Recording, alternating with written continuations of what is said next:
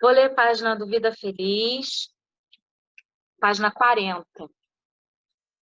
Exercita a gentileza e a gratidão para com todas as pessoas, especialmente os idosos.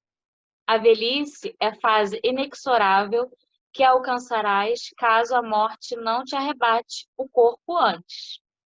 Nesse período difícil, as forças diminuem, os órgãos se debilitam, as lembranças se apagam e a dependência física, emocional e afetiva se faz imperiosa. Pode parecer cansativa a presença do idoso. Ele, porém, é rico da experiência que te pode brindar, mas carente dos recursos que lhe podes oferecer. Vamos fechar os nossos olhos, pensar em Jesus, Divino Mestre. Obrigada por mais um encontro do NEP. Nos inspire, Senhor Deus, e nos ajude a encontrar as melhores explicações para o que for lido hoje no Evangelho. Esteja presente na nossa reunião, nos intuindo. Obrigada por mais um dia de vida, de saúde, nos proteja, assim seja. Amém.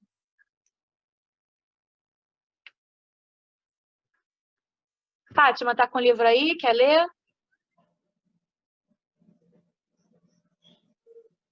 Lê a perícope ou lê o texto todo?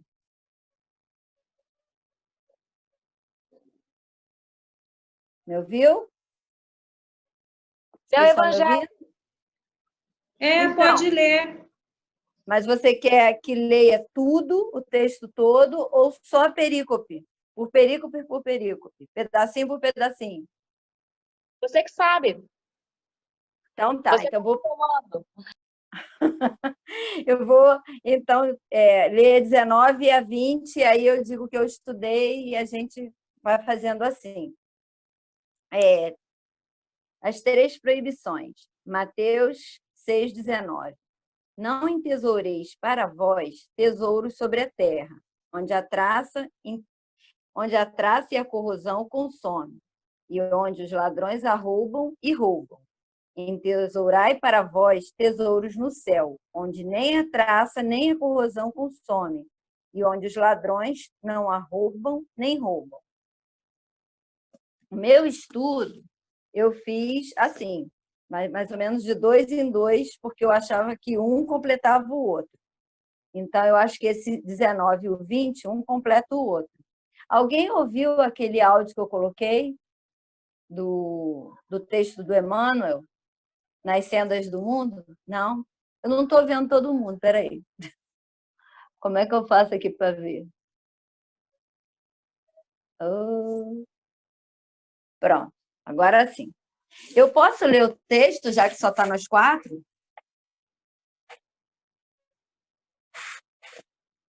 Oi? Pode sim. É de qual livro o texto, Fátima? É do Livro da Esperança. Nas Sendas do Mundo. Nas Sendas do Mundo. Deus, que nos auxilia sempre, permite-nos possuir para que aprendamos também a auxiliar. Habitualmente, atraímos a riqueza e supomos detê-la para sempre, adornando-nos com as facilidades que o ouro proporciona. Um dia, porém, nas fronteiras da morte, somos despojados de todas as posses exteriores. E se algo nos fica, será simplesmente a plantação das migalhas de amor que houvermos distribuídos, creditadas em nosso nome, pela alegria, ainda mesmo que precária e momentânea, daqueles que nos fizeram a bondade de recebê-las. Via de regra, amontoamos títulos de poder e empossamo-nos deles, enfeitando-nos com as vantagens que a influência prodigaliza.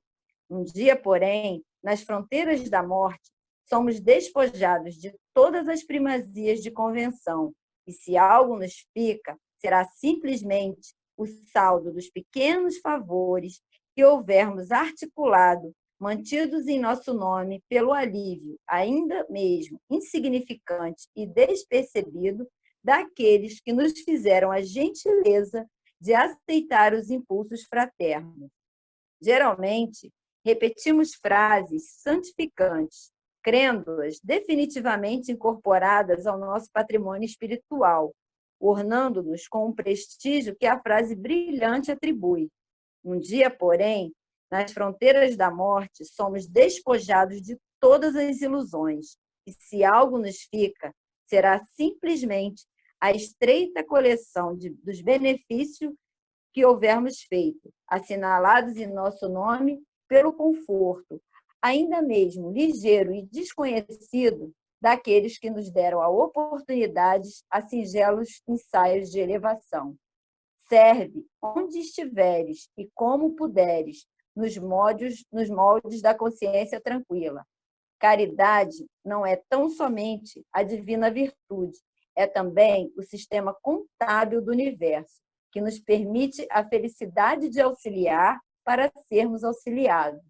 Um dia, nas alfândegas da morte, toda a bagagem daquilo que não necessite ser-te-á confiscada. Entretanto, as leis divinas determinarão que recolhas com avultuados juros de alegria tudo o que deste do que és e do que fazes, do que sabes e do que tens, em socorro dos outros, transfigurando-te as concessões e valores eternos da alma, que te assegurarão amplos recursos aquisitivos no plano espiritual. Não digas assim que a propriedade não existe ou que não vale dispor disso ou daquilo. Em verdade, devemos a Deus tudo o que temos, mas possuímos tudo o que damos. Está também na revista Reformador, outubro de 1964, página 240. Então, eu fiz um resuminho do que eu entendi desse texto, que eu achei belíssimo. Através do texto de Emmanuel, ele nos mostra que para possuir tesouros no céu é fundamental ajudar o próximo. Não importa nossas posses, nossos títulos ou nossa fé. O que importa de fato são os nossos atos e o quanto fomos capazes de auxiliar com o que tínhamos. Assim como no óbolo da viúva, cada um dá o que tem, e na balança da justiça divina, a caridade tem grande peso.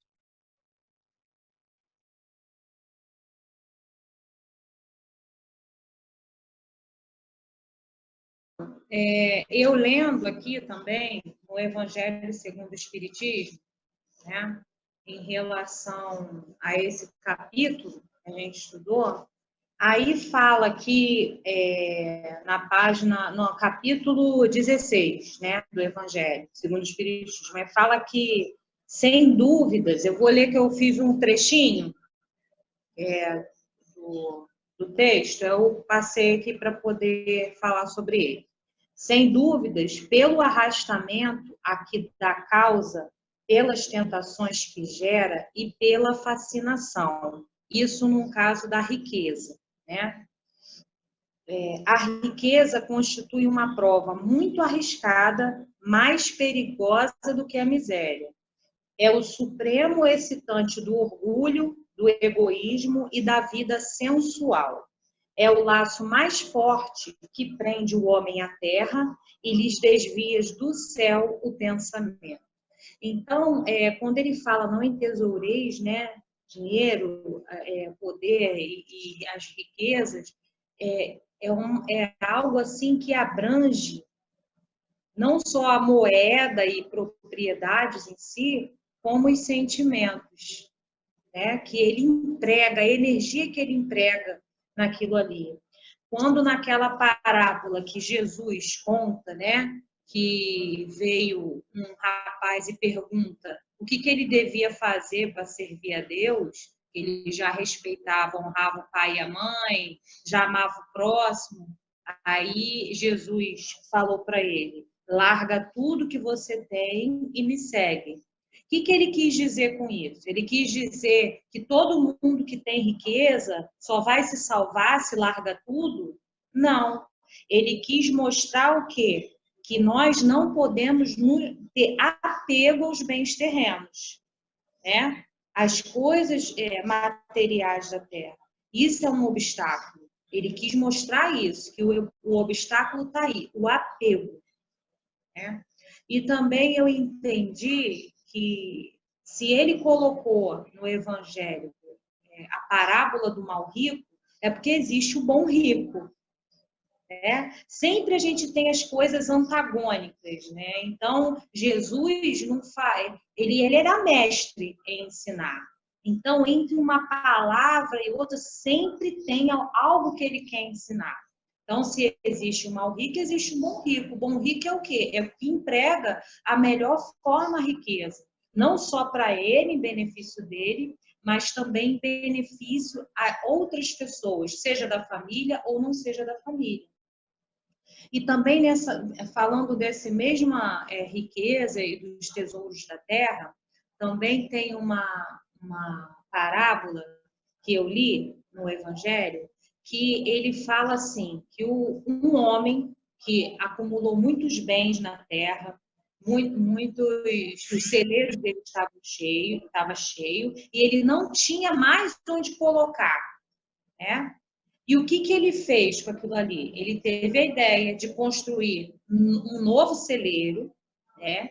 Colocar tudo ali, as coisas que ele conquistou, né? E ele sentar e falar: pronto, agora eu tenho para muitas gerações, eu posso descansar em paz, eu posso chegar e gozar disso tudo que eu construí. Aí Deus, ao mesmo tempo que ele pensando isso, né? Deus o responde, fala assim: pois é, você falando isso, hoje, essa noite mesmo, a sua alma vai ser retirada da terra. Então, quer dizer, o que ele quis dizer com isso? Adianta a gente acumular e não transbordar isso para outras pessoas? Porque ele poderia, sim, usufruir, mas ele tinha que partilhar. De repente, se ele compartilhasse, né, o que ele tinha com os próprios servos dele, que com certeza ele não fez aquilo tudo sozinho, dividir as terras, dividir, né, trazer prosperidade para ele e para outros, de repente a alma dele não seria arrebatada, vamos dizer assim, né? Naquele dia, ele ganharia aí um crédito, né? E é isso que esse tema, eu acho que vem trazer para a gente trabalhar em nós. Porque quando eu me tornei espírita, eu ficava me questionando isso. E até hoje eu ainda fico buscando respostas. Porque a gente quer progredir. Eu acho que todo mundo aqui quer progredir materialmente, né? Embora nós já saibamos que isso não é, vamos dizer assim, não é pecado, é a forma como a gente emprega isso, de que forma a gente emprega isso, né? E de que formas nós vamos usar os resultados disso. Os resultados disso. Porque o dinheiro, ele é uma bênção. É o que a Suzana sempre fala, o dinheiro não é mal, o dinheiro é bom. O emprego mal dele é que faz ele ser mal, né? Se ele for usado para comprar as pessoas, né? Se ele for usado de uma forma egoísta, se ele for usado de uma forma que não beneficie a saúde sua e a dos seus, como usando álcool, drogas e todos os excessos, aí está o mal do dinheiro, né? Agora, se ele for empregado para o bem da família, dos seus e também deixar um legado para a humanidade, o dinheiro é uma bênção, né? É uma bênção. Então, o que Jesus quis dizer aqui, que eu li, que eu entendi, é justamente nós não podemos ter esse apego, até porque a gente não vai carregar esse dinheiro para a verdadeira vida que a gente tem, né? Os bens terrenos, e isso constitui, esse apego, um obstáculo para a nossa evolução. É um obstáculo. Porque tem pessoas, né, tem dificuldade de doar roupa. O guarda-roupa fica cheio de roupa, aí fala assim, não, mas essa roupa foi tão cara, Não, mas essa roupa aqui. Ou então, a pessoa tá lá, ela não usa, mas ela não doa a roupa. Fica lá a roupa. O que ela vai fazer com aquela roupa? Né? Doa a roupa.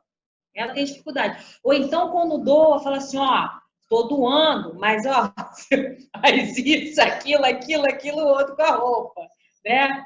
Vamos dizer assim, ela designa o que tem que fazer com a roupa, né? Você doa esse, eu que estou nessa coisa de doação, eu recebo muitas doações de roupa. E engraçado que isso também eu estou exercitando a minha paciência, porque a gente também tem que ter paciência com as pessoas não têm vamos dizer assim, o privilégio de estar estudando as obras que a gente tem acesso, de estar esclarecendo. Às vezes a gente também fica julgando, não é julgamento, eu entendo perfeitamente. Tem uma vizinha minha que ela é bacanérrima, gente finíssima, entendeu? Gente boa. Aí ela virou e falou assim para mim, olha, eu tô com umas roupas boas aí para doar da minha mãe, que a mãe dela faleceu, tudo roupa fina. Pelo amor de Deus, minha filha, não dá por moradores de rua, não. Nem é por mim, é porque minha mãe falava, eu não vou dar minha roupa para o morador de rua vestir? Não, de jeito nenhum. Né? Eu comecei a rir. Eu falei, não, claro, com certeza. Essas roupas melhores a gente dá para as famílias, não sei o quê. E acalmei, né? Porque também é um sentimento... um sentimento, eu não sei, né? De falar assim, pô, vai pegar minha roupa e vai jogar no lixo, né? Vamos dizer assim. Falei, não vai ser assim. A gente faz uma triagem e as roupas melhores vão para as famílias que vão usufruir por muito tempo, essa roupa não vai ser jogada fora e tal. Aí se acalmou, entendeu? A pessoa se acalmou. Então, essas coisas também, elas devem ser divulgadas, né? O que a gente aprende aqui lendo, sabendo que a gente tem que desapegar, a forma como deve ser, né? O desapego. E em relação a essa parte aqui das 3 proibições, né? Que ela leu até o 6:21, né? Eu vou completar aqui, ó. Pois onde está o teu tesouro, ali estará também o teu coração. Por que eu falei de sentimentos? Porque é no coração que a gente guarda, né, os nossos sentimentos. Se a gente vê o mundo com os olhos da razão, a gente erra muito mais do que se nós colocarmos o coração. Todas as vezes que a gente age pelo coração, a gente acerta mais. Né? E isso vocês podem observar na vida de vocês. E todas as vezes que a gente age com a razão, a gente endurece o nosso coração. Né? A gente julga, a gente erra mais. Né? Então, ele colocou, pois onde está o teu tesouro, ali estará também o teu coração. Né? A candeia do corpo é o olho. Por que ele colocou que a candeia do corpo é o olho? É o nosso olho, a candeia, é a forma como a gente olha para as coisas, né? A forma como a gente vê o outro, a forma como a gente se vê, né?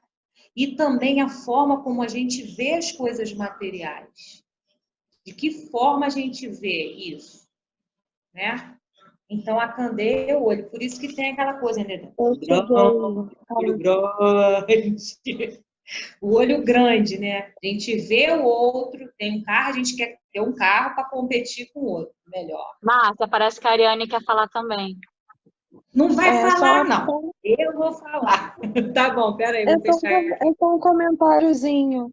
É que eu não estudei, mas eu li 2 páginas só li, do Emmanuel, que fala e completa, assim, concorda com o que vocês estão falando, que era sobre esses 2 itens. Eu achei até que a Fátima, quando falou de Emmanuel, ia comentar, que são as 2 que citam esses versículos. Uma é riqueza para o céu e a outra céu com céu. E ela vem falando, né? Acho que isso que vocês falaram, vou ler só a última frase.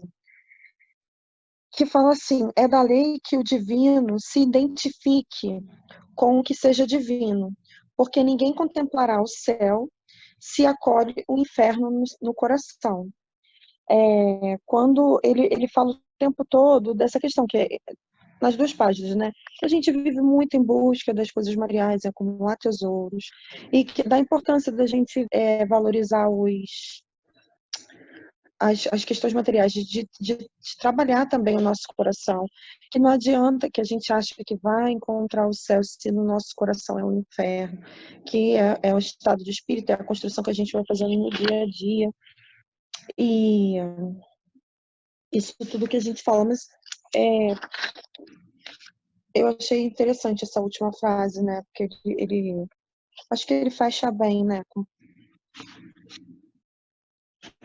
e é isso. Eu fico pensando assim na minha vida, quando eu me questiono sobre esse tema, eu fico pensando até que ponto, a dúvida assim que às vezes eu tenho comigo, né, com as minhas atitudes, até que ponto eu estou acumulando alguma coisa e até que ponto eu não estou. Porque às vezes eu fico pensando, quando eu olho para as pessoas mais ricas do que eu penso assim, que eles estão acumulando muita coisa, né? E que eu que sou miserável aqui, que não tenho nada. Mas quando eu olho para as pessoas que também estão passando fome hoje mesmo eu li uma reportagem da Globo falando de uma comunidade que eu já trabalhei como professora na Chatuba, ali em Mesquita. Numa escola lá dentro, já atendi essa escola. E aí, uma fila de uma ONG Novo Mundo que doa alimentos, a fila é quilométrica. As pessoas pegando cestas de alimento lá. E essa ONG é uma ONG que faz um trabalho muito legal nessa comunidade. Eu fiquei até pensando aqui, cara, eu vou dar um jeito essa semana de dar um pulo nessa ONG, fazer uma doação de um feijão, alguma coisa, para poder me sentir menos mal. Mas eu fiquei pensando assim, cara, aí a fila, as pessoas chorando porque estão com fome e que o auxílio emergencial acabou, e as pessoas com 5 filhos e que não tem faxina. Eu fui lembrando de um monte de mãe de aluno que eu sei que realmente vive nessa situação. E aí eu fico me perguntando, né? Porque assim, meu marido também é religioso, a gente sempre faz doação dentro do que pode. A nossa família é pobre também. Então, assim, às vezes a gente tem que doar na própria família, ajudar um com uma coisa, ajudar um outro com remédio, ajudar um. Então a gente não tem essa coisa assim. Eu também sou, mas a diferença assim, que tem uns que não têm emprego e eu e meu marido temos emprego, né? Essa que é a diferença só. E graças a Deus a gente ainda está recebendo, tem o nosso emprego. E quando eu vejo as coisas assim, quando eu vou comprar as coisas, eu tenho essa dúvida quando eu estou com as minhas coisas, porque às vezes fico na dúvida do que é conforto, do que é supérfluo. Tem o livro dos Espíritos, ele até faz uma reflexão sobre isso, né? Sobre o supérfluo e o necessário para a gente espírita, né? Refletir. Mas ainda assim, eu sempre fico na dúvida, porque até que ponto eu estou sendo egoísta de ter determinadas coisas que é conforto, enquanto que outros não tem nem o que comer. Mas, em contrapartida, a gente vai doar tudo e não vai conseguir alimentar a fome do mundo. Então, qual o equilíbrio disso tudo? Nessa página de Emmanuel, ele fala muito dessa questão da gente se preocupar mais com os tesouros do céu e menos com os tesouros da terra. Mas como não se preocupar, por exemplo, em ter alguns confortos, né? Que a gente, no mundo, estar no mundo faz parte, né? De alguns desses confortos. Então, a gente fica meio que, sim, nessas dúvidas. Eu fico na dúvida, né? Nesses questionamentos.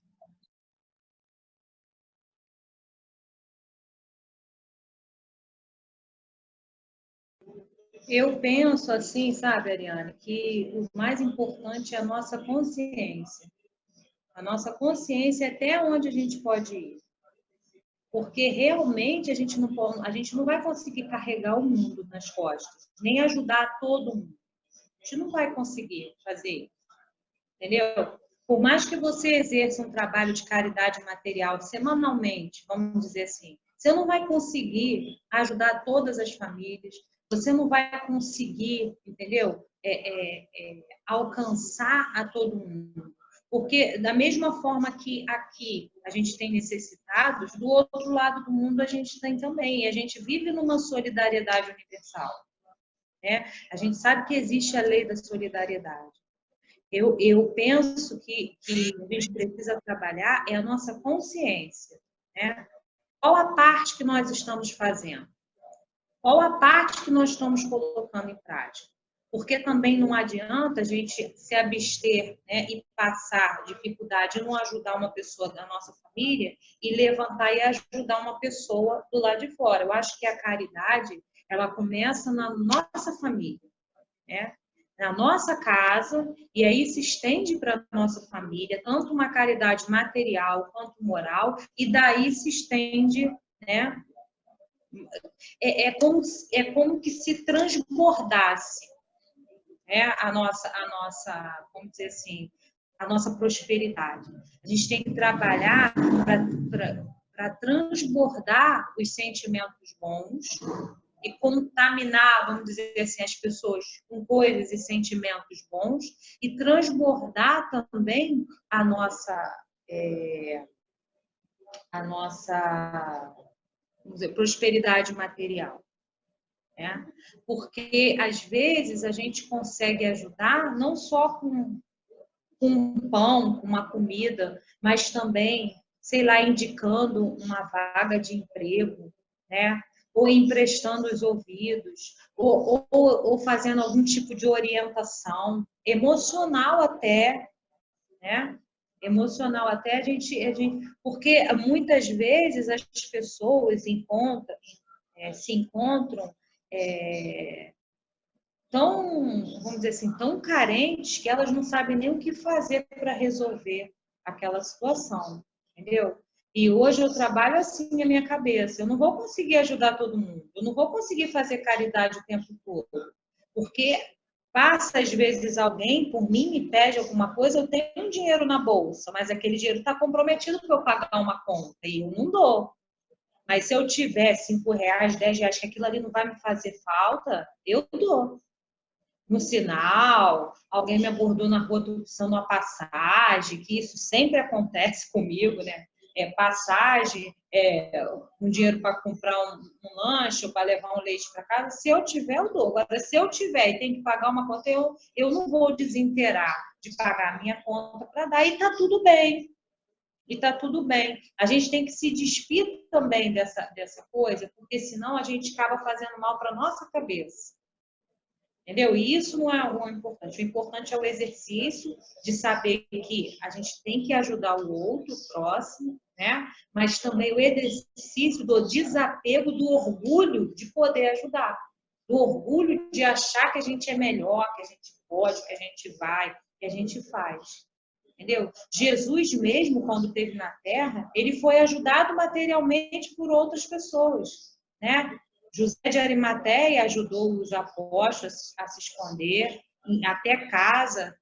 Maria Madalena financiou as viagens de Jesus para lá e para cá com roupa, com sapato dos apóstolos, porque ele também não tinha, ou ele pregava, ou ele fazia a carpintaria dele, né? Mas ele tinha que se alimentar, ele tinha que vestir, então os recursos também vêm, né? De alguma forma vêm. Essas pessoas que a gente não consegue ajudar, outras pessoas vão ajudar, vão chegar nas pessoas. Entendeu? Aqui, ó, quer ver? Vamos lá. Pode avançar um pouquinho, ler mais um pouquinho? Deixa eu comentar uma coisa que você estava falando do onde está o seu tesouro, estará também o seu coração, né? Falou do amor. Hoje o evangelho que a gente faz às 18 horas falou da lei do amor, né? E aí a gente falou sobre tanta coisa legal, assim, que o amor que Jesus, que Deus tem por nós, é um amor incondicional, que não tem condições, né? O amor que a gente conhece aqui no planeta Terra, a gente ainda é bem desafiador ter esse amor incondicional. Aí foi falado que às vezes a gente pode ter por filhos, por os nossos animais, pela natureza, mas é bem desafiador ainda quando é de uma pessoa para outra, ainda mais quando a pessoa faz alguma coisa contra você, com você. Então, esse amor incondicional que não precisa, né, de condições. Ah, eu amo porque é minha mãe. Ah, eu amo porque me respeita. Ah, eu amo. Não, o amor incondicional é o amor que Não tem condições. É o amor. E tudo é o amor. Tudo é a base, né? É o amor. Quando você faz uma caridade, quando você agradece, é grato, é o amor. Quando você perdoa, quando você não julga, é o amor.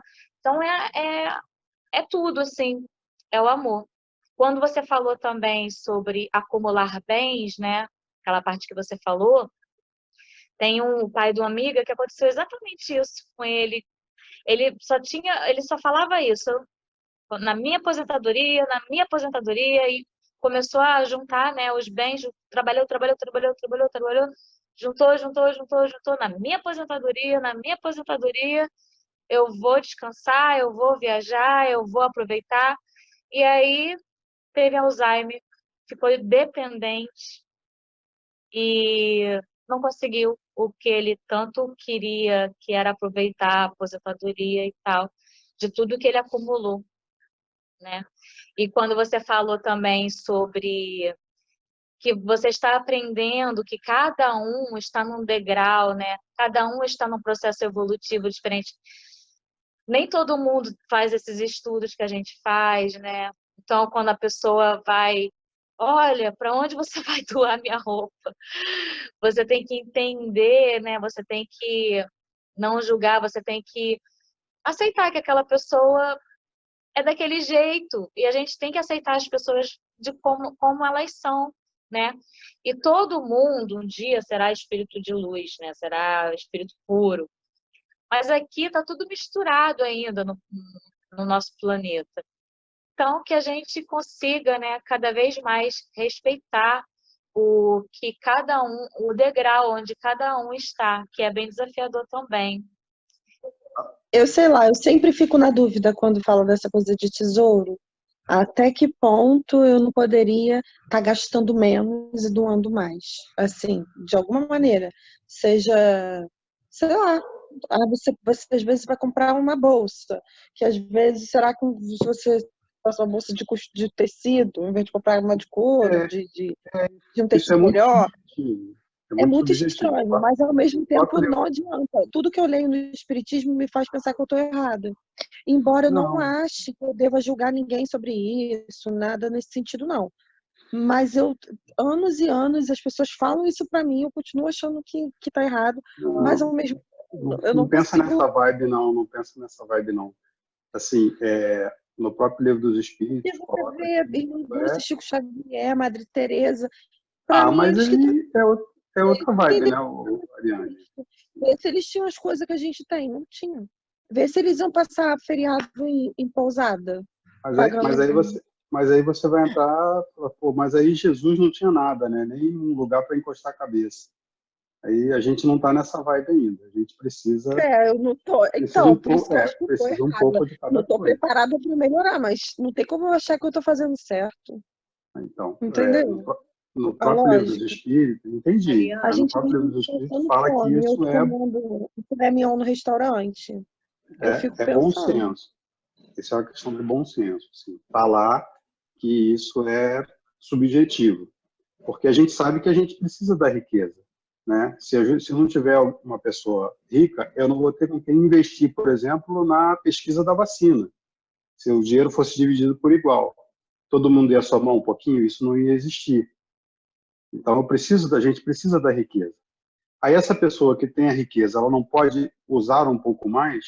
Ela pode usar um pouco mais, desde que esse uso dela não seja prejudicando alguém. Então, por exemplo, por eu ser rico, eu contrato o seu serviço e você é dependente dessa contratação, você não consegue outro emprego, eu vou te pagar menos do que o que você merece. Aí eu estou errando. Eu estou usando essa força da grana, né, do meu poder, para subjugar você e estou te deixando numa situação que você não tem escolha. Agora, eu tenho a riqueza e te pago um salário decente e não te exploro, estamos de boa. Né? Você está dentro daquela faixa a qual você se estudou, se qualificou e está trabalhando, e eu estou dentro da faixa a qual me foi permitido, desde que eu não faça abuso, que eu não faça os excessos. E esse bom senso é bem complicado, Mas a gente não deve ficar pensando assim, pô, hoje é sexta-feira, ao invés de eu comer aquele lanche gigante do McDonald's, eu vou comer um menorzinho para eu poder doar o dinheiro amanhã. Não, vai lá e Ele faz o seu falou prazer, isso, eu lembrei né? de quando eu paguei uma faxineira pra cá pra casa. Ai, além de ajudar ela a fazer faxina, eu fiquei num prejuízo gigante, porque eu fui dando tudo para ela. Porque a garota tem 5 filhos. Aí meu marido não quer faxineira, ele mesmo lava a casa, lava o banheiro, lava tudo, e eu faço arrumação, mas eu não tenho estrutura para Na, lidar quando eu pan- vejo, pô, na não tem pandemia, estrutura, na não pandemia a gente passou consigo. por uma situação que, assim, a moça, né, que a gente confia e que ela faz lá, também fazia o isolamento dela, a gente continuou pagando, e aí ela vinha só uma vez por mês quando vinha.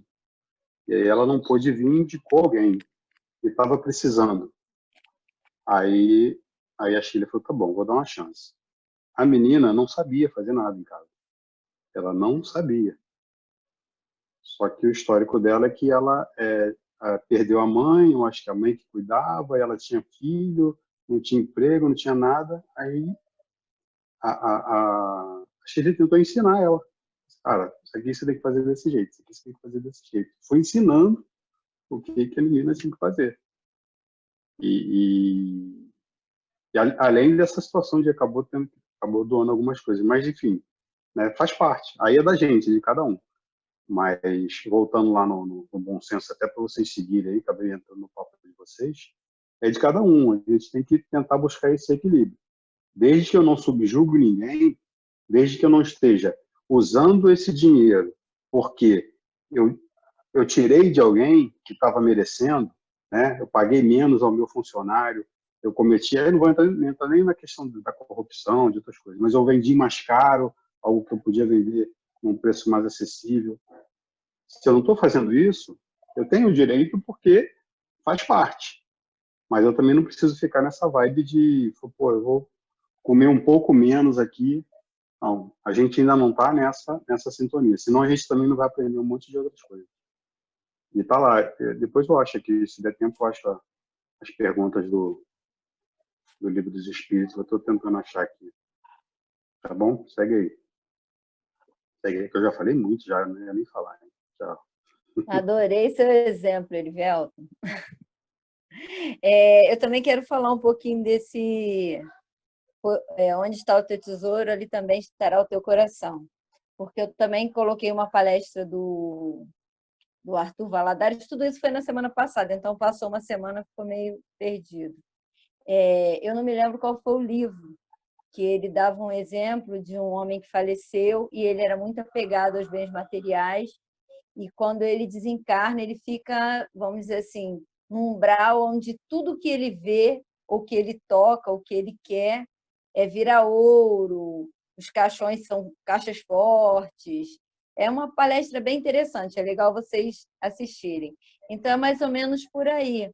Eu acho que o que ele quer dizer é que esse tesouro que a gente dá tanto valor pode ser um tesouro material, no caso desse que o Arthur fala na palestra, como pode ser também um tesouro de títulos, uma pessoa que se acha muito importante por ter um determinado título, por desempenhar uma determinada função, e quando ela desencarna, ela vai ficar apegada a isso, entendeu?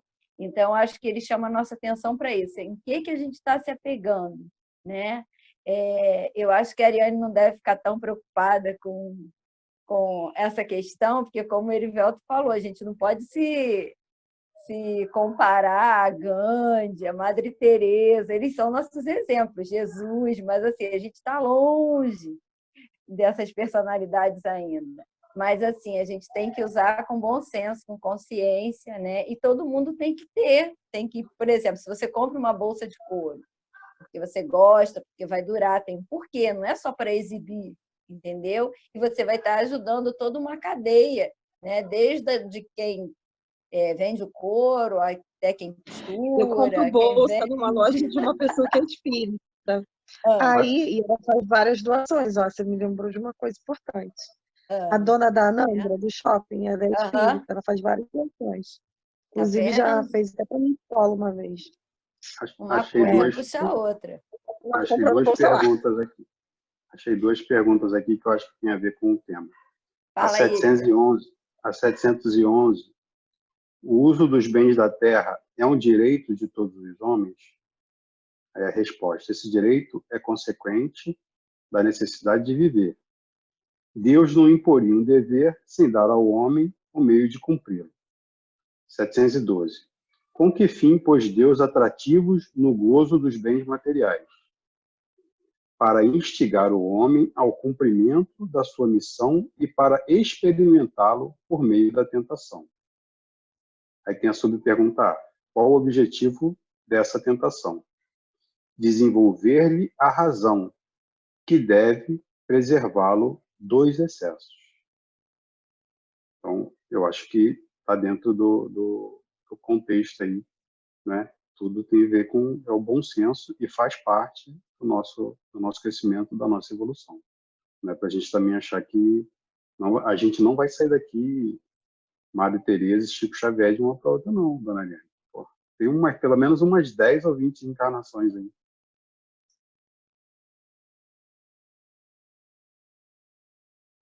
Na minha anotação, eu coloquei assim: devemos amar as pessoas e gostar das coisas, e não possuir as pessoas e se deixar possuir pelas coisas.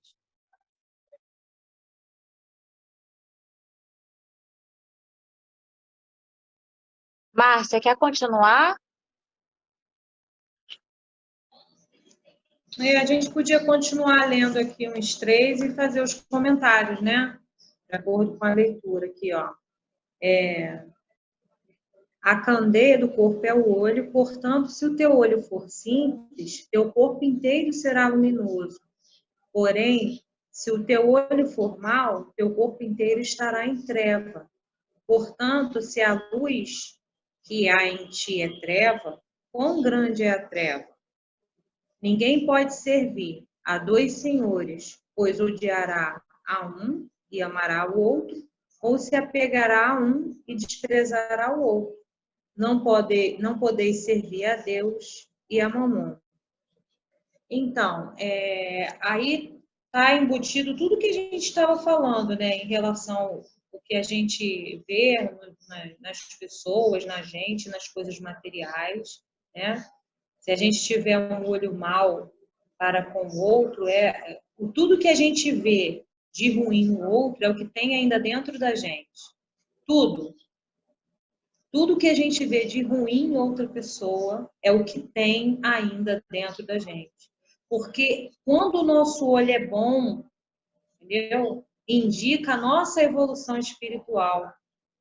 E Jesus mostra isso o tempo inteiro. Até na forma de ensinar, ele era benevolente. Ele via o melhor no outro.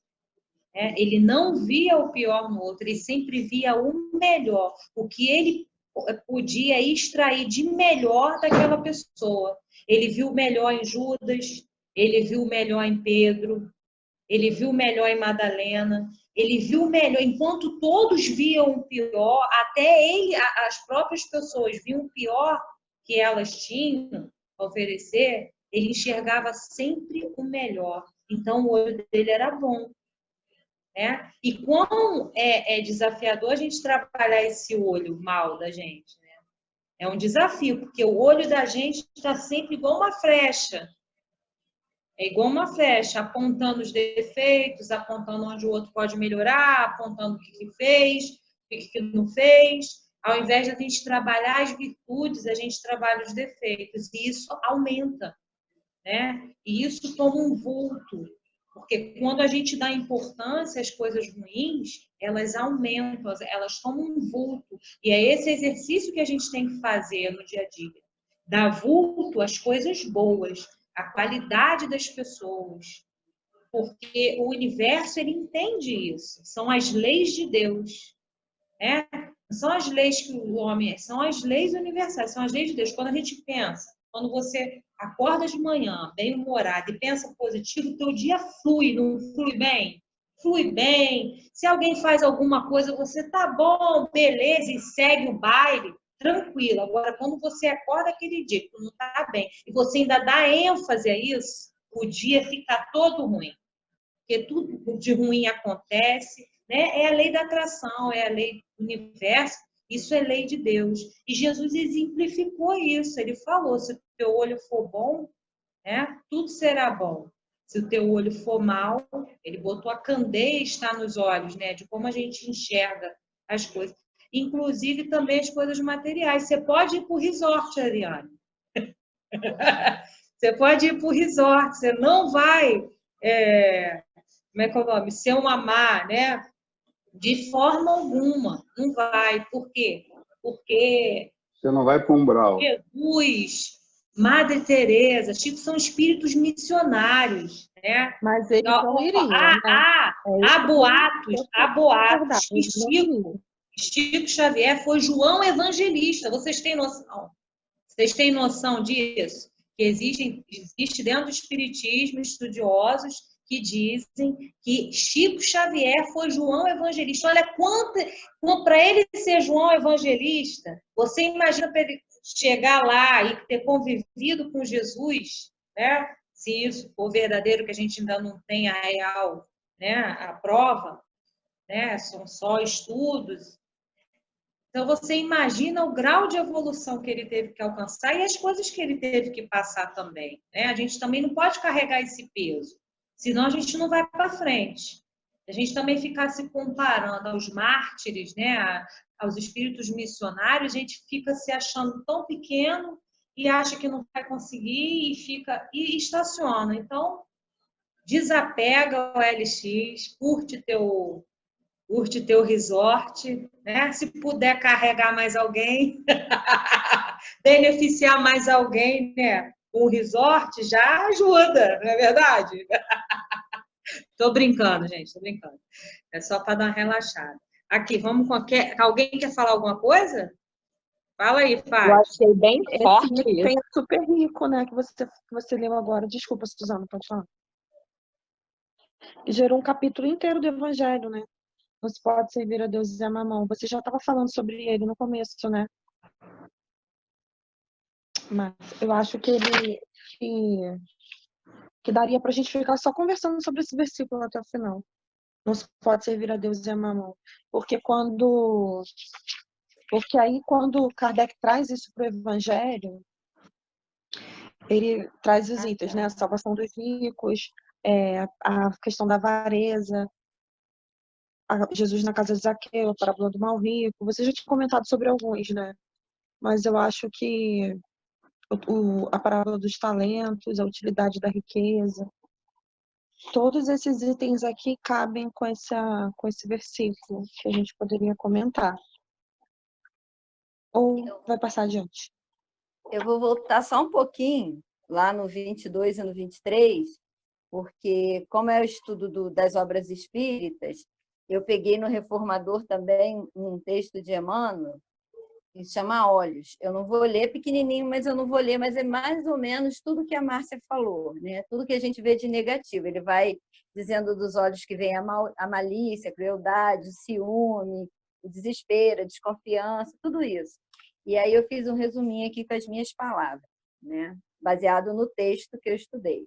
Nossos olhos funcionam como juízes, onde, ao ver só o negativo, podemos sentenciar a nós mesmos de acordo com o veredito dado ao outro, mergulhando o nosso corpo em trevas. Mas se nos mantermos trabalhando segundo os ensinamentos do Cristo para a nossa reforma diária, seremos mais tolerantes com o comportamento do próximo, nos tornando mais luminosos, como diz na perícope 22 e 23. Aí coloquei aqui entre parênteses, os olhos enxergam de acordo com a nossa sintonia, cada um vê conforme sua vivência. Isso vai de encontro com aquilo que a Márcia falou da moça da roupa lá, né? A visão dela, a vivência dela e a sua vivência, né? Você já tem um olhar diferente. E quando você exercita esse olhar para com essa moça, de ser tolerante com essa atitude dela e não chamar a atenção dela, entender, você já está fazendo caridade. Isso aí já está pesando lá na balança da justiça, igual eu falei no no 21. Agora a gente pode ir para o 24.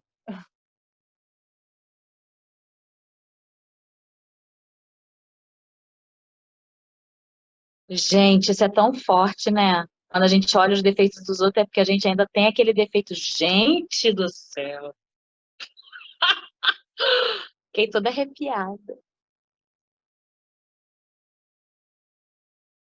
Interessante também é que tem isso dentro do texto, né? Eu não sei bem aonde está, qual capítulo, mas que tem escrito assim: da mesma maneira que a gente mede as pessoas, nós vamos ser medidos. Então, isso tem que estar na nossa cabeça o tempo inteiro, antes de fazer uma crítica, antes de apontar os defeitos dos outros, porque a gente é hábito, isso é um hábito milenar. É um hábito que vem dentro da família, é um hábito que a criança observa, né? Os parentes fazendo, medir os outros, falar dos outros, e sempre fala do defeito, não é verdade? É muito difícil você ver uma rodinha de alguém falando das virtudes do outro. Então, é um hábito, e hábito, quando se adquire, para você quebrar esse padrão, a gente tem que fazer um exercício muito grande, porque às vezes é você sozinho fazendo exercício e ainda tem todo mundo com aquele hábito. E quando você vê, você está no meio, está fazendo a mesma coisa. E ao mesmo tempo, ser diferente, a gente tem que dar... o grupo não aceita, né, Márcia?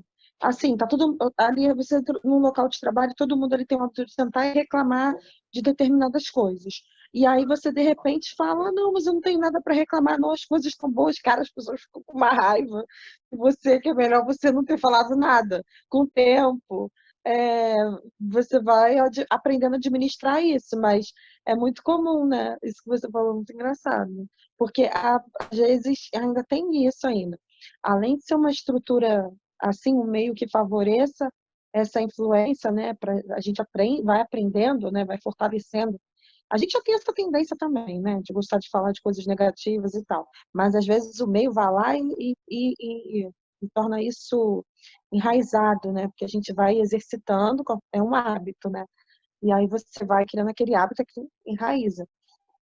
Só que quando você também, por outro lado, estuda no centro, vai lendo o evangelho, vai querendo, não, agora eu tô numa vibe diferente. Aí chega numa rodinha dessa e tenta mudar o tema, pô, o grupo quer também te engolir, né? Porque não é, ninguém tá estudando o evangelho também. Não, é exatamente isso que eu ia falar, Ariane. Você falou exatamente o que eu ia falar. E a gente ainda tem que ter o cuidado para quando isso acontecer, a gente tomar consciência no momento, até para mudar o tema da conversa, a gente tem que ter delicadeza, porque senão as pessoas julgam o nosso comportamento. E lá vai a Madre Teresa de Calcutá, né? Ou então, tu não é santa não, quando eu ver você falando mal de alguém, eu vou bem te dar um fora, né? Aí a gente escuta, a gente também é julgado. Então, é um exercício mesmo, é um exercício do equilíbrio, ter aquele insight, mindset, né, da gente entender e também buscar fazer o outro refletir, né? Agora eu estou usando a frase assim: poxa, se fulano faz isso, a gente aqui está fazendo a mesma coisa. Se eles se juntam para falar mal dos outros, a gente aqui está fazendo a mesma coisa. Gente, vamos mudar de assunto, né? Porque é chato, fica uma coisa chata, uma conversa não produtiva, entendeu? E as pessoas levam aquilo como No fora. final, a gente sai mal, né? A gente sai carregado, né? Achando que você quer dar lição de moral. E não é, você não quer mais participar desse tipo de conversa. Você não quer mais ficar participando desse julgamento, embora a gente julgue o tempo todo.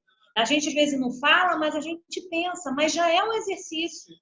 Né? Não falar, eu pensei, mas agora eu não falo mais. Né? Às vezes a pessoa pensa, você está do lado do outro. Tipo assim, se você não se posicionar contra, tá todo mundo falando mal de fulano. Se você não falar também, é porque você é amiga do fulano e vai lá contar pro fulano. Tipo assim, você é uma coisa, às vezes as pessoas não enxergam a possibilidade de existir essa escolha.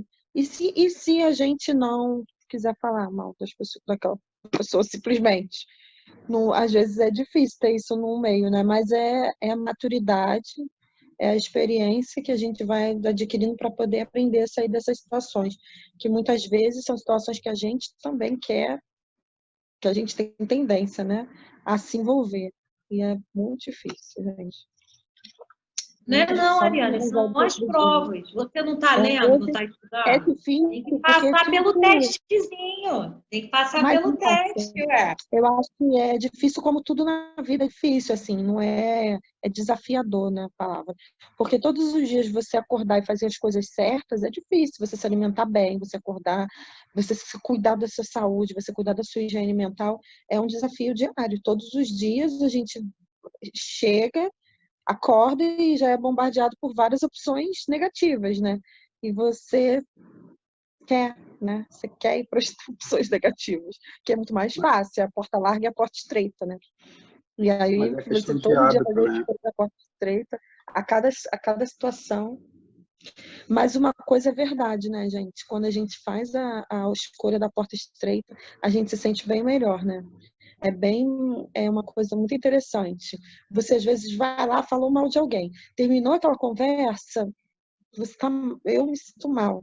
Eu passo o resto do dia mal de ter falado, não era pra ter falado nada, é uma coisa que não faz bem. E com o tempo a gente vai aprendendo, né?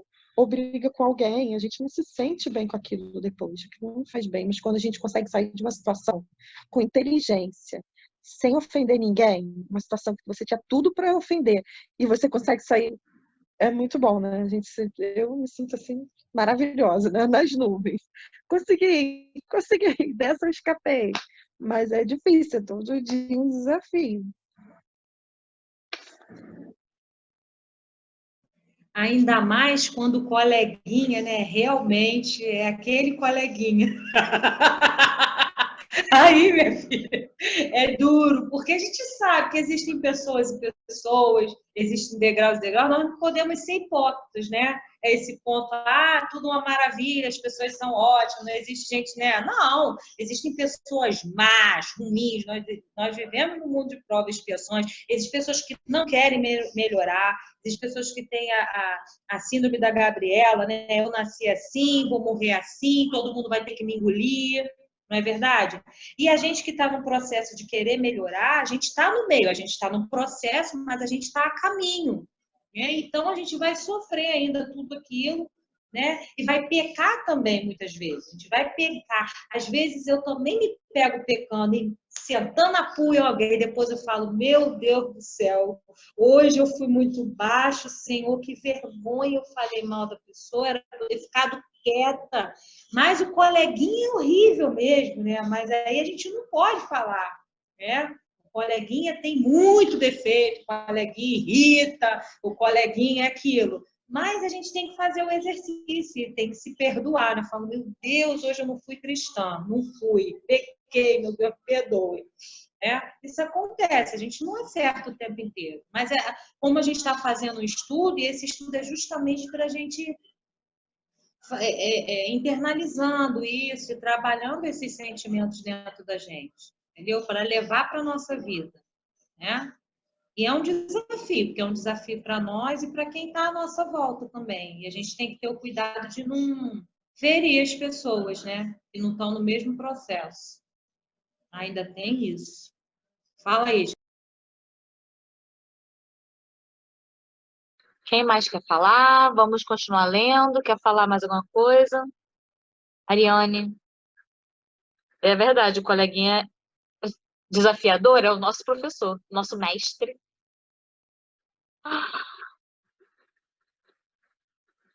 Ariane, quer falar algum daqueles textos que você falou do Evangelho? Fátima, você quer falar ainda desse versículo? Acho que ela ia... Não?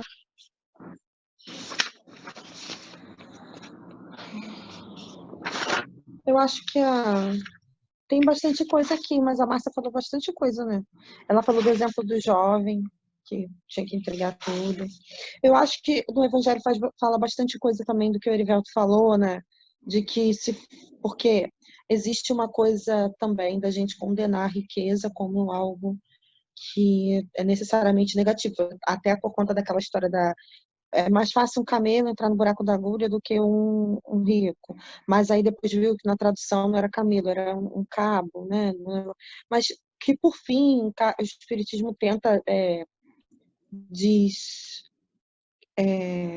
desmistificar isso no sentido de que a pessoa não pode, que o rico está totalmente, como se o rico não tivesse chance de estar bem, de entrar no reino dos céus, aspas, né? E aí ele coloca aqui, né, o tempo todo nos textos, as provas da riqueza. Aí ele fala desigualdade das riquezas, que aqui a verdadeira propriedade, tem uns trechinhos que ele fala assim, se fosse um mal que não tivesse chance de solução, então seria injusto, né? Deus condenar determinadas criaturas a reencarnar numa família rica, então se ele já está fadado a não ter uma vida, né, espiritual, e não é nada disso. E aí, pelas coisas que o Heriberto falou, né, também, do bom emprego da riqueza e tal, que na verdade tudo isso não é riqueza, né? Eu vejo que também são experiências, são recursos que a gente recebe enquanto programação reencarnatória. Então, você recebe os recursos para nascer com determinadas características que vão te ajudar a evoluir e a superar aquilo ali, né? Como o Livro dos Espíritos fala, que a riqueza é a prova dos excessos e a pobreza dos queixumes. Que a pessoa pobre, né, que vai estar sempre revoltada com a vida, por que que eu estou vivendo isso? Na reportagem que eu falei, que deu hoje, Mesquita, a mulher chorando falou assim, parece que eu tô passando por uma aprovação que eu não sei por quê. Ela falou uma frase assim, o repórter estava na casa dela, ela mostrou, não tenho água, não tenho comida, não tenho nada, parece que eu estou tentando resolver, eu tenho um monte de criança, mas parece que eu estou passando por uma aprovação, por alguma coisa, por algum castigo, sabe? Eu não sei por que eu estou passando. Aí eu fiquei pensando, é exatamente o que o Livro dos Espíritos, naquela pergunta que fala da riqueza e da pobreza, responde que a pobreza gera esse questionamento. Porque quantos não se revoltam, e às vezes até os adolescentes eu vejo entram no crime porque não aceitam viver na tamanha escassez, e o Espiritismo ele dá uma freada nisso, né, na gente que é pobre, não aceita estar em determinadas situações no sentido de acolher, e no rico no sentido de eu acho que o Espiritismo dá essas duas orientações, né? Para o rico não deixar se levar pelos excessos. E que é o que está falando aqui, né? Da questão da riqueza o tempo todo nesse capítulo. De não servir a Deus e a mamão, é nesse sentido de fazer bom uso da riqueza, no sentido de não viver com excessos, né? E aí o excesso é que você vai saber o que é excesso. Porque, né, para cada um, acho que essa palavra vai ser diferente, né? Você vai ter que se questionar em relação a isso. Mas todo o Evangelho também fala, essa parte aqui fala da questão uma frase aqui. O verdadeiro homem só possui a sua propriedade, de sua propriedade, o que ele pode levar deste mundo. E a gente não leva nem o nosso corpo, né? E a gente valoriza tanto o nosso corpo, às vezes, nossa, tudo, e a gente não leva nem isso. Então, da gente olhar para as questões espirituais a cada dia, né? E quanto tempo a gente dedica nos nossos dias para as coisas espirituais, né? Porque o tempo todo, quando ele fala que a verdadeira propriedade é o item do Evangelho desse capítulo, que fala muito disso.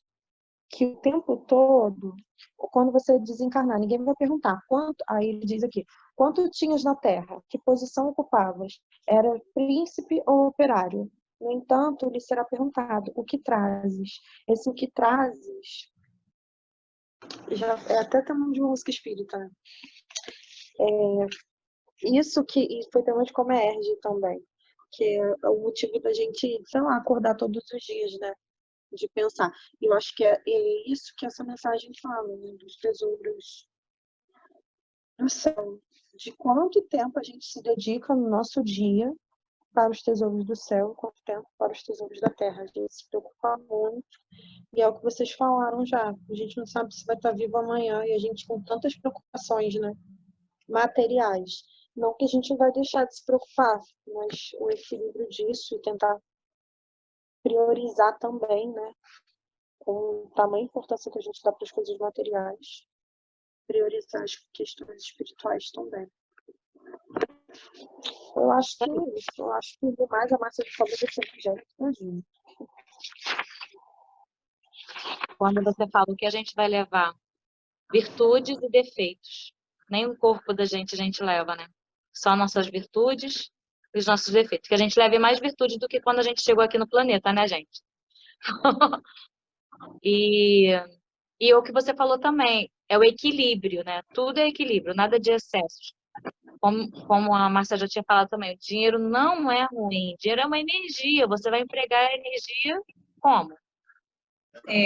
A Ariane deu a ideia, né, da gente se aprofundar nesse versículo em relação a não poder servir a Deus e a Mamon. E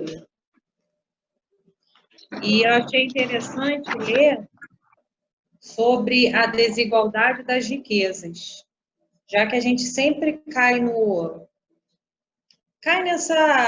nesse dilema se o dinheiro é bom, é ruim, o que fazer, se é emprego de energia, por que existe essa diferença, essa desigualdade da distribuição das riquezas, já que tudo está no controle, né, do nosso Senhor, né?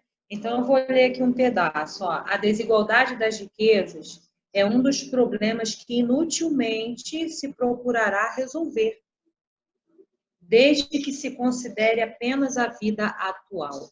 Né? Então, a gente que tem uma consciência de que existe uma vida espiritual, a gente sabe que o problema das riquezas ele não pode ser considerado a vida que a gente está aqui, a vida atual. Tem que considerar as nossas vidas pregressas, né? Porque Deus não vai cobrar as encarnações passadas em uma só. É um pouquinho de uma, um pouquinho de outra, e ele diminui bastante nosso débito, deixa bem leve, né? E a gente reencarna com aquela coisa levinha, mas a gente chega aqui e cria aquela confusão. A primeira questão que se apresenta é esta: por que não são igualmente ricos todos os homens? Não são por uma razão muito simples: por não serem igualmente inteligentes, por não serem ativos e laboriosos para adquirir, nem sóbrios e previdentes para conservar.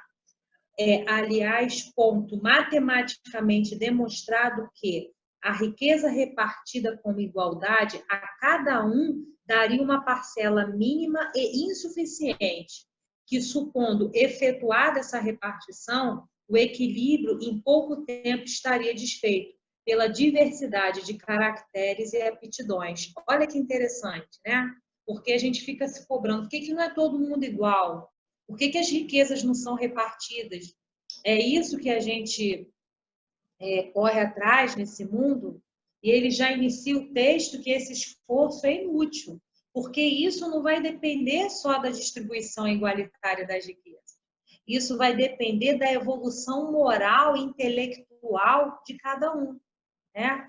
Porque na parábola dos talentos, ele já diz isso, ele distribui os talentos, uns enterram os talentos, outros multiplicam os talentos, outros ficam com medo e faz alguma coisinha com talento. Com dinheiro é a mesma coisa, né? Tem pessoas que multiplicam o dinheiro, tem pessoas que gastam tudo que tem, e às vezes tem gente que gasta até o que não tem.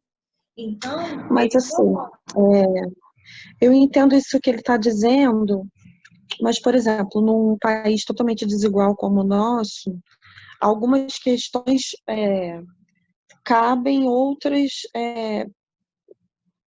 por exemplo, quando a gente fala... porque eu entendo o seguinte, até aqui no final do Evangelho ele fala assim,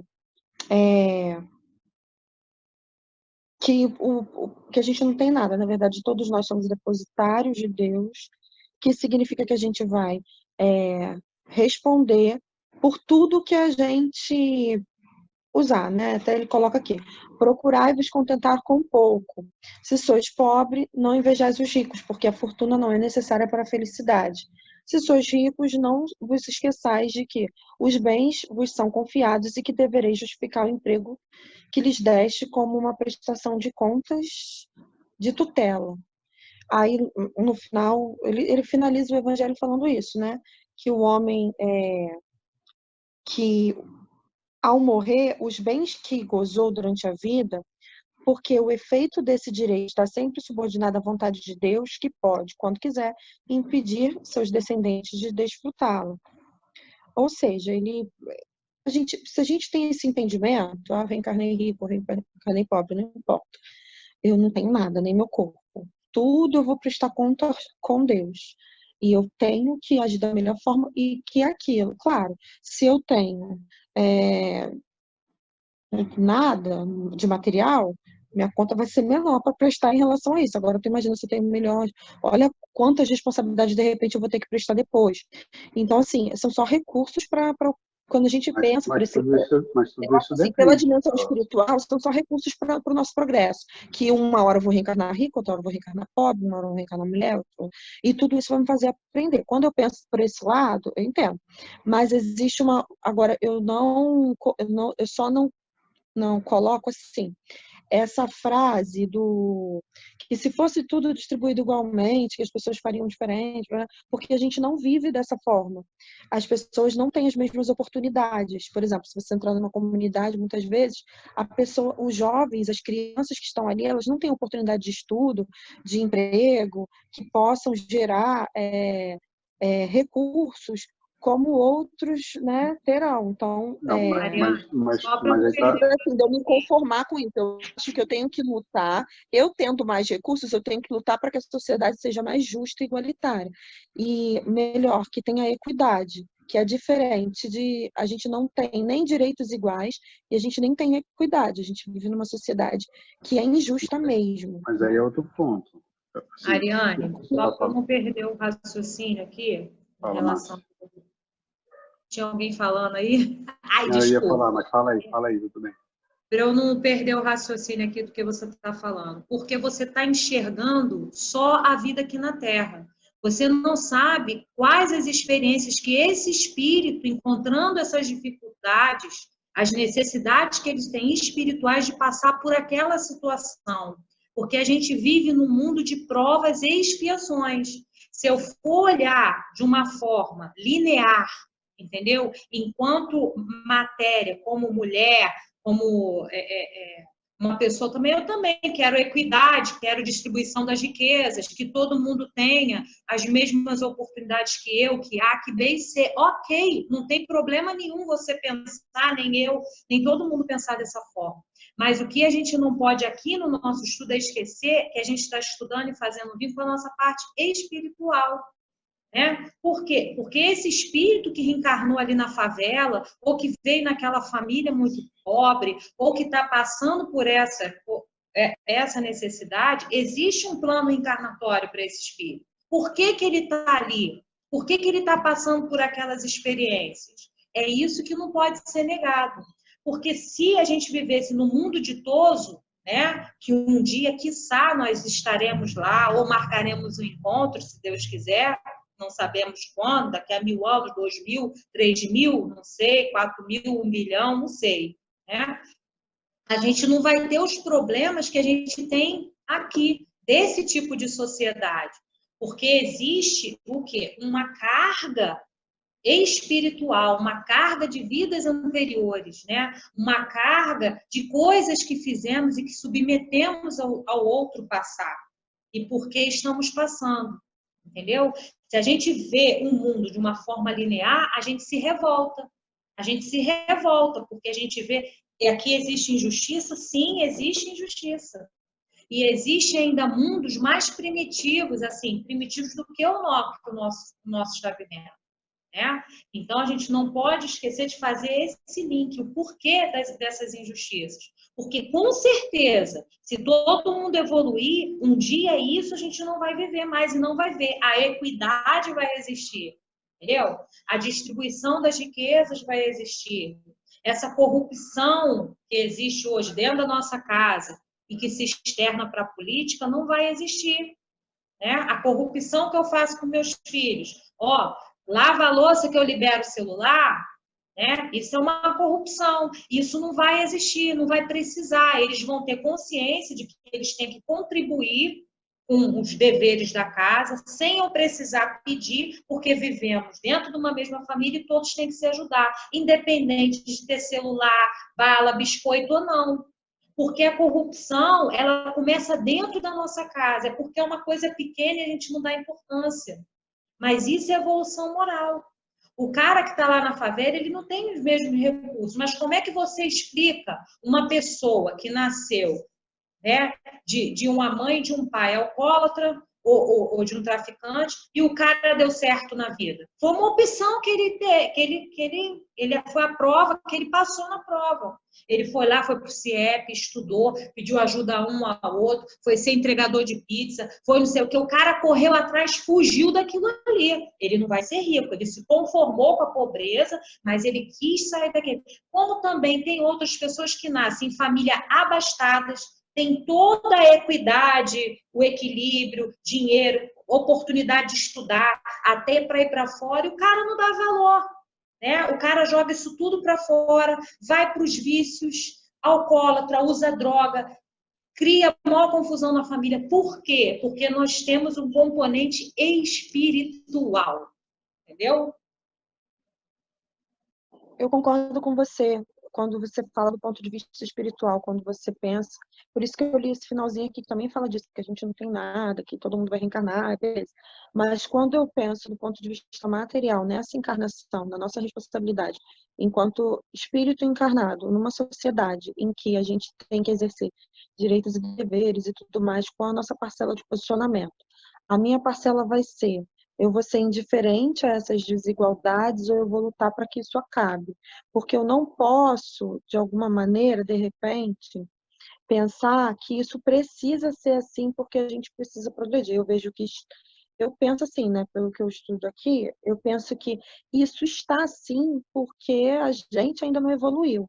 Mas a gente vai evoluir e, assim, o caminho, um dos possíveis caminhos, e eu acho que pode estar diretamente relacionado o nosso, como o Evangelho fala, as chagas da humanidade, orgulho e egoísmo. Pelo nosso orgulho e egoísmo, pelo nosso apego aos bens materiais, a gente, por muitas e muitas vezes, a gente sempre querendo. Às vezes, o que está encarnado na miséria hoje foi o que estava ontem, acumulando riqueza, acumulando exploração, porque a gente sabe que o nosso país ele foi construído com exploração. Então, isso é uma coisa que já a gente está ali o tempo todo, plantando e colhendo. E eu acho que olhar para as desigualdades e pensar assim, isso precisa mudar, eu acho que também é um pensamento espírita. Porque o que eu quero dizer é que, às vezes, a gente tem que passar por aquilo dali. Eu acho que não é nesse sentido, sabe? Acho que não cabe a gente. É muito complicado explicar isso. O Erivelto queria falar, né? Fala, Erivelto. Então, Ariane, assim, eu acho que eu estou te entendendo, tá? A questão é só o nível de profundidade que você talvez esteja querendo ir e talvez não seja, a gente não tem capacidade para isso. Concordo com você totalmente em pensar assim, não vou aceitar a desigualdade nunca. Ponto. Tenho como fazer alguma coisa para reduzir essa desigualdade? Vou buscar fazer alguma coisa para reduzir essa desigualdade. Mas eu não tenho como reduzir a desigualdade do Brasil todo ou do mundo todo. Então, eu vou tentar começar a plantar a sementinha. Né? Pegando um pouco do que foi falado, a Márcia falou, estamos no mundo de provas e expiações. A gente vai passar por isso e isso faz parte do nosso crescimento.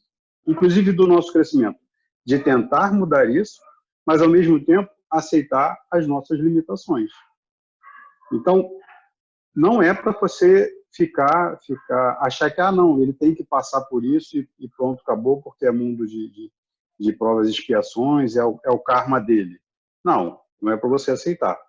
Mas eu posso ajudar? Até onde eu posso ajudar? ao outro lado, o lado de lá quer ajuda? Ele está realmente querendo essa ajuda para sair daquela situação ou ele ainda está naquela vibe? Porque tem casos e casos. A gente pode tentar tirar, e aí pegando a situação aí do evangelho, se você distribuir o dinheiro igual, daqui a pouco não vai estar igual, porque tem aquele que trabalha mais, tem aquele que se esforça mais, tem aquele que é mais inteligente, e o dinheiro não vai estar igual, e tem aquele que é mais preguiçoso, tem aquele que quer ficar na dele, e que não quer sair daquela mesmice, que é o momento dele. Então, muitas das vezes a gente olha e fala, pô, olha para a favela, ou para alguém, para um lugar mais pobre, fala assim, poxa, é muita desigualdade. Mas tem gente que aquela desigualdade, aquele momento, é o momento dele e ele não quer sair dali. Você não vai conseguir tirá-lo dali. Mas, voltando ao início, assim, não é para você aceitar nunca essa questão da desigualdade. Você só precisa encontrar o meio termo e pensar até onde eu consigo ir e auxiliar para que esse processo de desigualdade reduza. Porque se você pensar, fala assim, pô, eu não vou conseguir minimizar a desigualdade do Rio de Janeiro. Mas se eu, na minha área da minha profissão, ou na minha família, ou no contexto ao qual eu estou envolvido, eu consigo fazer alguma coisa para reduzir desse grupo, eu consigo. O que eu consigo? E começar a colocar isso em prática, cara, você já está puxando a sintonia daquele local, daquele planeta, para um mundo de regeneração. A gente também não vai ter um estalar de dedos e o planeta todo vai virar regeneração. Então, assim, essas ações de estou inconformado com essa desigualdade. Vou começar a trabalhar aqui na minha casa, ou no meu quintal, ou na minha rua, ou no meu trabalho, enfim, não sei. Para reduzir isso, você já vai puxar aquela vibração ali para o mundo de regeneração. Então, não é para aceitar, tá? Não é para fazer isso. E só para completar um outro pedaço, que fala assim, eu nasci pobre, eu nasci carente e tal, mas pode ser que eu tenha tantos talentos que eu posso virar alguém com uma condição financeira e até, quem sabe, rico, não sei, e depois eu poder ajudar lá na frente. Então, eu também não posso me conformar. Mas aí também vai depender de mim querer fazer essa mudança. Entendeu? Então, eu tenho que, eu como aquele que está precisando, não posso me conformar, e eu, como aquele que posso ajudar, também não posso me conformar. Mas cada um tem que entender, assim, até onde eu consigo ir dentro das limitações que acontecem, né, do que eu preciso passar. Então, talvez eu vou ter mais facilidade ou não, tanto do lado de quem ajuda, quanto do lado de quem precisa ajudar. Mas faz parte, mas não é para aceitar. Tá? Só para deixar claro que eu estou contigo nessa de que não é para aceitar. Mas a gente não vai virar o mundo de uma hora para outra. Tem muita coisa aí. Gente, vamos pedir para o Erivelto fazer a prece final? O que vocês acham? Pode ser. Eu não entendi essa colocação. Jogou na minha conta, tá bom. Tá bom, tudo bem. Antes dele fazer a prece, dá para eu falar um negocinho rapidinho? Peraí, negocinho rapidinho. Então, aproveitando o gancho aí do Erivelto, quando a gente vai para a rua, né, com os moradores de rua, e a gente ajuda e tal, a gente pergunta assim, você quer ir para o abrigo? Eles falam, não quero não, a gente quer ficar na rua. Entendeu? Então, é aquilo que o Erivelto estava falando. Às vezes a gente vê a desigualdade, vê a pessoa naquela condição, mas a pessoa quer estar ali, naquela condição. Ela não quer ajuda. Entendeu? Não que a gente tenha que endurecer nossos corações de jeito nenhum. A gente tem que fazer a nossa parte, buscar a igualdade, né? Buscar não endurecer nossos corações e não ficar julgando se ele fez, se ele aconteceu na outra vida, não interessa. A gente tem que fazer a nossa parte. Mas a pessoa não quer sair do lugar. Ela não quer ter responsabilidade do emprego, ela não quer largar o vício, ela quer ficar na rua, simplesmente. Entendeu? E recebendo a ajuda dos outros. É isso. Legal. Só lembrando lá do nosso lar, quem lembra quantos anos Emmanuel demorou para receber ajuda?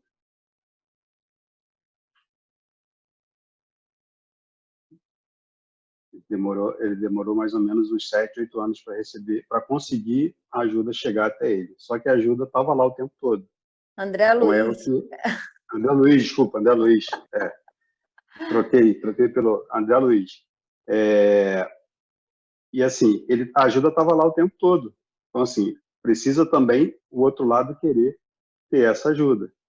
E a desigualdade, né? Se a gente pensar na desigualdade, a desigualdade está ali. E estão tentando ajudar, mas cada um vai sair dali no seu momento. Tá bom? Então, vamos lá. Vamos fechar nossos olhos, vamos tentar levar nossos pensamentos, pensar nos nossos amigos que não estiveram aqui com a gente também, e agradecer. Querido Mestre Jesus, Deus nosso Pai, amigos da espiritualidade, mais uma vez aqui nos reunimos, primeiro no intuito de estudar, mas trocar essas ideias que sempre ajudam na nossa sintonia, ajudam a elevar a nossa vibração. Que possamos estar sempre fortalecidos no estudo, estar sempre fortalecidos na busca da melhora daqueles que estão à nossa volta, daquelas oportunidades que nos são dadas para auxiliar o próximo. Que possamos ter muito para estender a mão e ajudar aqueles que estão à nossa volta sempre, Mestre. Obrigado por tudo. Abençoe cada um de nós, assim como nossos familiares, nossos amigos que não estiveram aqui, que possam estar sempre em sua presença. Com muita gratidão a gente encerra mais uma noite de estudo, assim seja, graças a Deus, graças a Deus. Graças a Deus, que a gente conseguiu colocar em prática. Vamos tirar nossa foto? Atenção. 1, 2... Cadê você, Márcia? Ah, tá aqui. 1, 2, 3 e sorrindo. Pronto, pode se mexer. Um beijo, gente. Valeu, boa noite. Fique com Deus.